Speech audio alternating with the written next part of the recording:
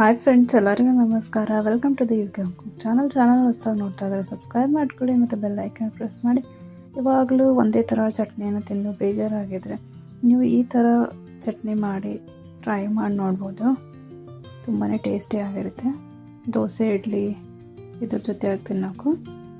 ಒಂದು ಕಡೆಯಲ್ಲಿ ಒಂದು 3-4 ಚಮಚ ಆಗೋಷ್ಟು ಎಣ್ಣೆ ಹಾಕಿ, ಒಂದು ಅರ್ಧ ಕಪ್ ಆಗೋಷ್ಟು ಕಡಲೆಬೀಜ, ಒಂದು ಅರ್ಧ ಕಪ್ ಆಗೋಷ್ಟು ಕಡಲೆಬೇಳೆ ಹಾಕಿ ಚೆನ್ನಾಗಿ ಹುರ್ಕೋಬೇಕು.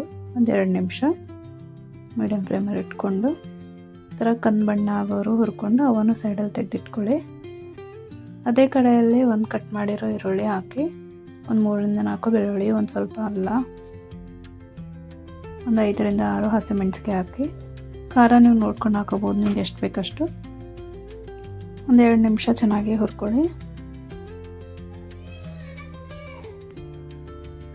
ಹುರಿದ ಮೇಲೆ ಎಲ್ಲವನ್ನು ಕಂಪ್ಲೀಟಾಗಿ ತಣ್ಣಗಾದ ಮೇಲೆ ಜಾರ್ ಒಳಗೆ ಹಾಕ್ಕೊಳ್ಳಿ. ಹುರಿದಿರೋ ಎಲ್ಲ ಪದಾರ್ಥವನ್ನು ಜಾರ್ ಒಳಗೆ ಹಾಕ್ಕೊಳ್ಳಿ. ಒಂದು ಸ್ವಲ್ಪ ಹುಣಸೆ ಹಣ್ಣು ಹಾಕ್ಕೊಳ್ಳಿ, ಸ್ವಲ್ಪ ಬೆಲ್ಲ, 3-4 ಚಮಚ ಆಗೋಷ್ಟು ಪುಟಾಣಿಯನ್ನು ಹಾಕ್ಕೊಳ್ಳಿ, ಒಂದು ಅರ್ಧ ಕಪ್ ಆಗೋಷ್ಟು ಹಸಿ ಕೊಬ್ಬರಿ ಹಾಕ್ಕೊಳ್ಳಿ, ರುಚಿಗೆ ತಕ್ಕಷ್ಟು ಉಪ್ಪು ಹಾಕಿ, 1 ಚಮಚ ಆಗೋಷ್ಟು ಜೀರಿಗೆ ಹಾಕಿ, ಮತ್ತು 1 ಅಥವಾ ಅರ್ಧ ಗ್ಲಾಸ್ ಆಗೋಷ್ಟು ನೀರು ಹಾಕ್ಕೊಳ್ಳಿ, ನೋಡ್ಕೊಂಡು ಹಾಕ್ಕೊಳ್ಳಿ. ಒಂದು ಸ್ವಲ್ಪ ಕರಿಬೇವು, ಕೊತ್ತಂಬರಿ ಹಾಕಿ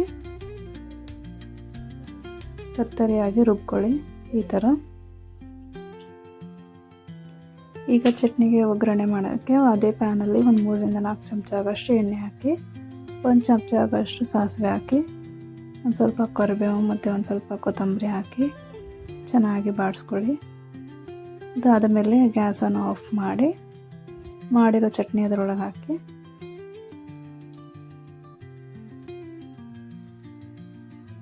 ಚೆನ್ನಾಗಿ ಮಿಕ್ಸ್ ಮಾಡಿ.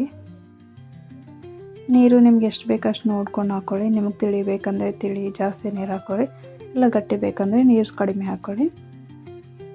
ಹೋಟೆಲ್ ಸ್ಟೈಲಲ್ಲಿ ಚಟ್ನಿ ತಿನ್ನೋದಕ್ಕೆ ರೆಡಿಯಾಗಿದೆ. ಈ ರೆಸಿಪಿ ನಿಮಗೆ ಇಷ್ಟ ಆದರೆ ಲೈಕ್ ಮಾಡಿ, ಶೇರ್ ಮಾಡಿ, ಕಮೆಂಟ್ ಮಾಡಿ.